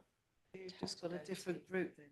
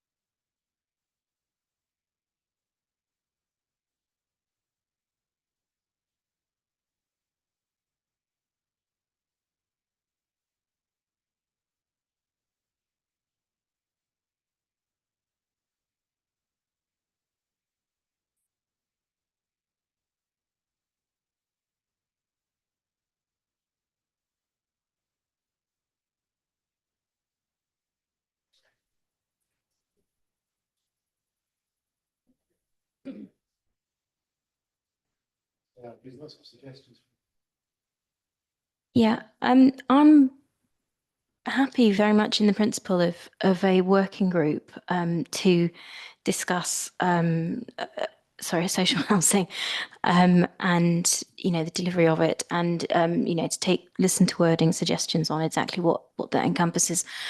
My slight hesitation, and again, if this has been mentioned in advance, we could potentially find this all out in advance, is just if it is going to be cross-committee, is agreeing to something without having the agreement of my colleagues on a different committee. Would you be willing to bring this back with a sort of a specified wording, let the portfolio holder discuss it with, and the chair discuss it with the other relevant committees, so we could I'm very happy to do it, just making sure that if we are going to do across committees, so that you can get the feed in from the different committees that would be needed, we can actually talk to them and get and sort of get it all sorted out. I think you're probably right, because we're going round and round in circles in wording, but let Councillor Gustard just come back first. So yeah, I do think this has been slightly overcomplicated. I think what we're making a recommendation is for the Cabinet to consider that, we're proposing that this piece of work needs to be done, and the Cabinet, as a group of portfolio holders that cover all the committees, can agree the best format for that happening. That's, I think, what I'm suggesting, is that we're making a recommendation to, so let's drop the cross committee. I think agree that does overcomplicating, is really a piece of work that sits mainly here in this committee, although it will, you know, this housing strategy feeds into the local plan. The strategy set here in this committee. So I think, to keep it simple, we're proposing a recommendation that the Cabinet consider developing a strategy and a cross-party working group to look at developing a strategy and action plan for social housing that feeds back into Housing and Health Committee. Thank you. Councillor Hudson. I'm very happy to second that, but just as an aside comment, I think that the inclusion of planning in this is vital. I've sat in this chamber for many years now on the development control development management committee, and I have seen local housing plans frustrated. I've also had occasions where officers have wanted to throw something out that parish councils were very happy with. I remember battling long and hard to get our lovely new development in Hextable with its 14 affordable homes and its local lettings. And I think some closer working with our planning officers and with the planning committee, we need to see this go through. Can I make a suggestion then? This is where I think we should maybe put the recommendation. So what about to recommend to Cabinet to consider establishing a cross-party working group to develop a social housing strategy and action plan. I think leave the bit around planning or coming back to HAC. I think once you've got a working group sort of maybe something through Cabinet can be around, well, actually, what does it look at? Who needs to be involved? You're going to have planning and housing involved in that to do that. So I think just get the nuts and bolts of it. Is that okay? So, oh God, you're never going to read my writing. Right. So here we go. To recommend to Cabinet to consider to establish a cross-party working group to develop a social housing strategy and action plan. Can I propose that through the chair? Will I do that? Right, I'm proposing that through the chair. Can I have a show of hands? Thank you, we got there. No, that's fine. Thank you all for your help and for your contributions. And the original recommendation was to note the report. Could we have a show of hands on that one, please, as well? Thank you. Right, we move on to item number 9, housing, the scrutiny working group update. And this is Sarah again in Alison's absence. Thank you, Sarah. Thank you, Chair. And I think just firstly, I'd like to say a huge thank you to Alison because she led on this right the way through. And I think just supported members as best she could through the scrutiny working group. And so I'm happy to present this update on her behalf. The portfolio holder of Housing and Health resolved to discuss the homelessness scrutiny working group recommendations with the head of housing and report back to a future Cabinet meeting. This report provides an update on the homelessness scrutiny working group recommendations, the current challenges for the housing service, and outlines how the Council can effectively deliver an enhanced service. Section 4 of the report outlines the Head of Housing's responses to the recommendations, and the recommendation to this committee is to receive and note the report. Thank you. Thank you, Sarah. Dare I ask, are there any questions? Councillor Streatfeild. Yeah, I was going on from the last set of points I made. I've covered quite a lot of the ground, so I'm not going to repeat myself. You'll be glad to hear, and I'm very glad that it's going. There's a general view of taking some of this back to Cabinet to have another look at. I think this report has this report already been received by Cabinet, and have we had actions come from it in relation to how changes might be made in order to improve matters for the housing service? That appears to be, there seems to be quite a lot in here that we just can't do. The recommendations have been made, and then we can't do them. And I was wondering whether there was a kind of further iteration of this where the Cabinet takes a view about how to not circumvent, but to how to improve matters in relation to the things that are all listed in relation to the officer's view about what the current situation is and how we make an improvement. And I know that's a very general question, but what we seem to have got is the scrutiny saying, okay, here are all the problems. Officers coming back and saying, okay, I see your problems, but there's not much we can do about this. And then no subsequent follow-up from Cabinet to say, okay, officers, thank you very much for explaining why we're not able to do stuff at the moment, but what is the mechanism to make what are clearly from the situation we face, the necessary improvements? Thank you, Sarah. Thank you, Chair. Thank you, Councillor. So what was originally presented to Cabinet was just the recommendations. It didn't have our responses. So when it was presented through Cabinet, we didn't have the officer responses in terms of actually, this is now we've considered this is what we will go away. That's why we're back this evening and we'll go through Cabinet.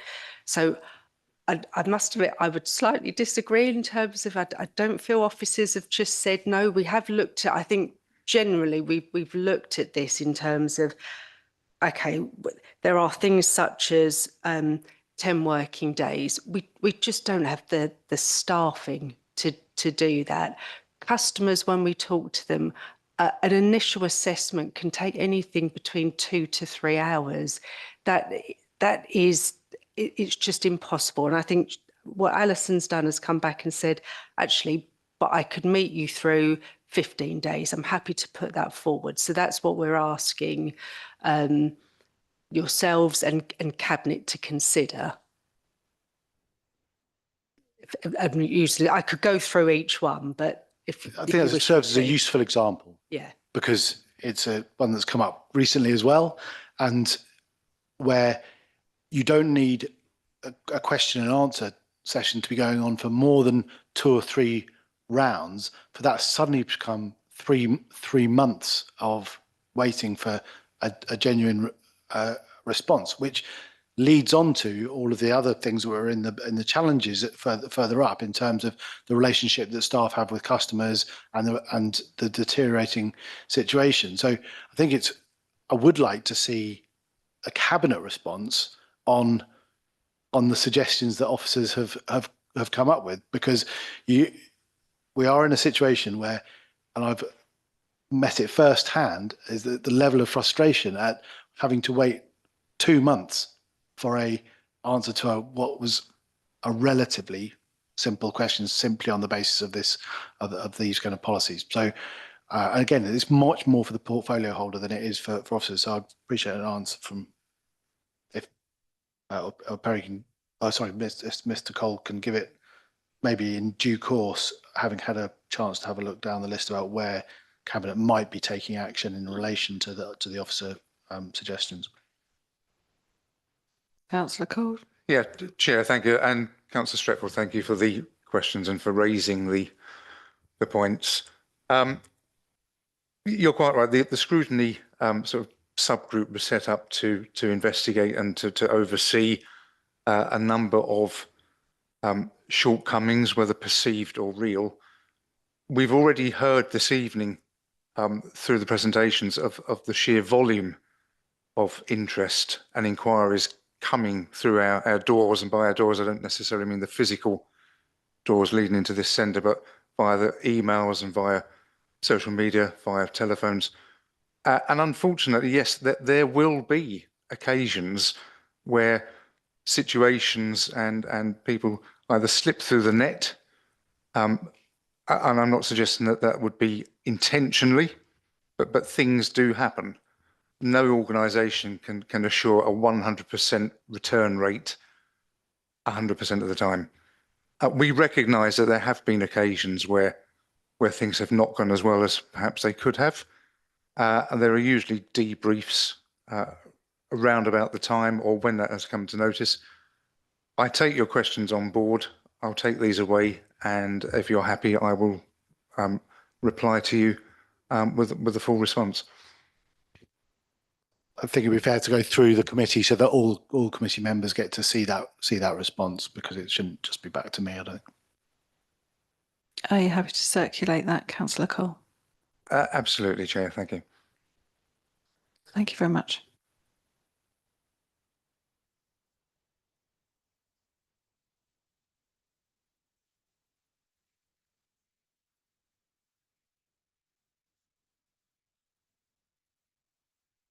If I may, Chair, sorry, the recommendation is that it does go to Cabinet, and I've just realised, well, Phil's just realised, it hasn't got the date of that it's going to Cabinet at the top of the report on page 85.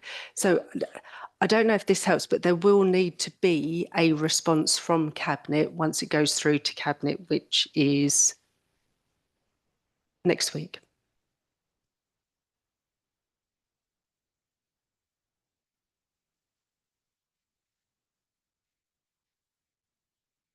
Councillor Stretford. I think particularly amongst the on the report, I wasn't so concerned about the to and fro in the table.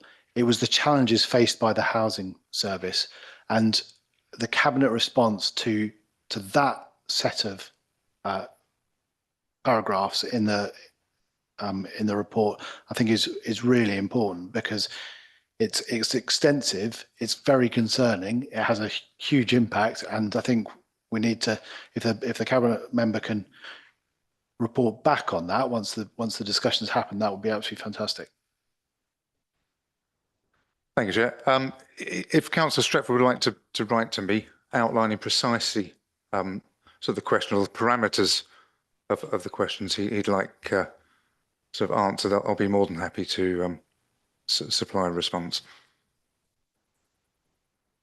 Thank you, Councillor Cole. Yes, Sarah. Sorry, Chair, and apologies. So this report is about the scrutiny working group and the action plan that was delivered. I think just be mindful that on page 91, the challenges faced by the housing service are a duplication of what's just been through the advisory committee and Cabinet for the homelessness and rough sleeping strategy. So there was debate at the last Cabinet, I think, on this as well. So just to be mindful of that.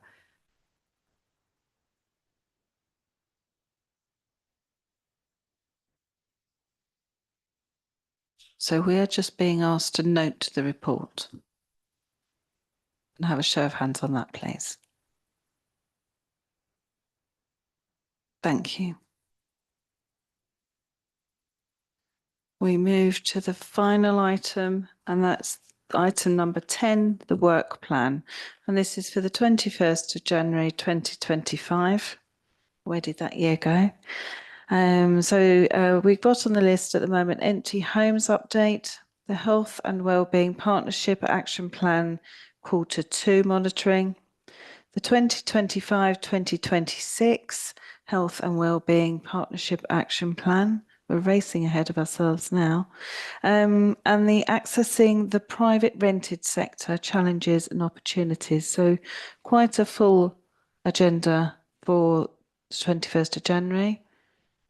Have you got an item that you might want to consider? Yes, Councillor Gustard. Yes, I was going to suggest that perhaps it would be a good time to invite West Kent Housing to come back to present to us on their progress since we met them last in May 23, and what the challenges they face providing the social housing, and what support here at the council that they might need or would be helpful for us to think about. Thank you. I'd be happy to add that to the agenda if we can arrange for West Kent Housing to attend. Okay. And Councillor Stretfeld. Yes, as a result of the exchanges I was having about the numbers of housing or the amount of need within each band and the amount of housing stock available that I was exchanging with officers, there was an agreement to bring that information back to the committee. That could easily be done through the portfolio holders update, but it just wanted it noted that that was going to arrive for the next meeting. Thanks.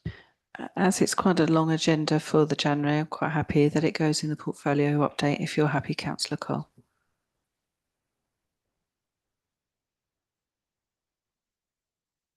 Yep. Okay, we can take that as an action. Okay, thank you. With no more hands waving at me and at 21:12, I declare the meeting closed.